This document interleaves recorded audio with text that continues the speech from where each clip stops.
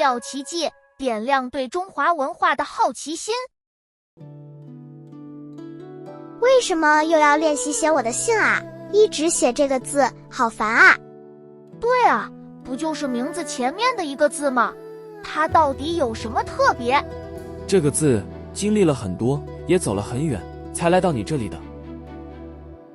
大约100多年前，因为家乡生活很艰难，很多华人祖先从中国坐船来到东南亚，他们挤在狭小的船舱里，熬过几个月风浪不断的海路，才来到这里。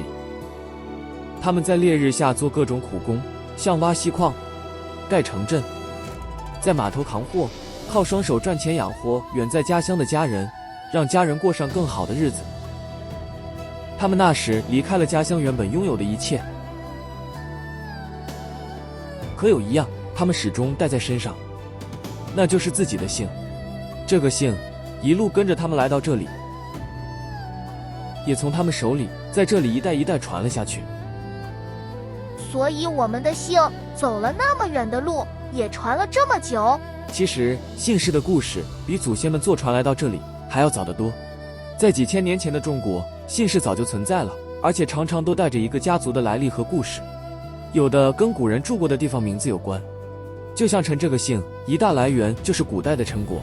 陈国建立以后，有些陈国王族的后代就用陈这个名来做姓。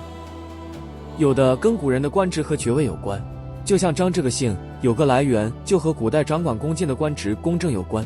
而王这个姓有一个重要来源，是古代一些人因为有王族身份，后来用了王来做姓。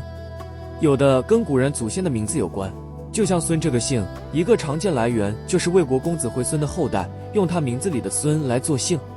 也有一些姓是因为有的古人立了功，得到皇帝赐姓，就像李这个姓，历史上就有唐朝皇帝把唐朝皇室的姓李赐给别人的例子。朝代换了又换，很多人家也搬到了不同的地方，可那个字一直都没有断，像一根线一样，把前面的人一直连到后面的子孙。所以姓不只是名字前面的一个字，它其实也在记着一个家族背后的故事。你说的对，那你们有没有想过，为什么在华人的中文姓名里，姓总是放在前面，和英文姓名不一样？在后面的名常常是爸爸妈妈送给孩子的心意，就像勇敢的勇，智慧的慧，希望你们勇敢有智慧。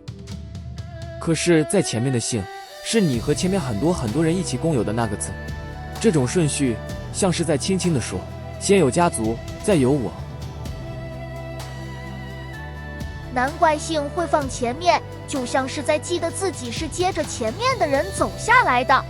所以下次你们写自己的姓的时候要记得，那是很多人一路守住再传到你手里的东西。那我一定要认真写。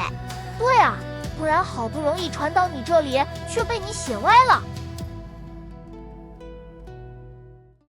妙奇迹，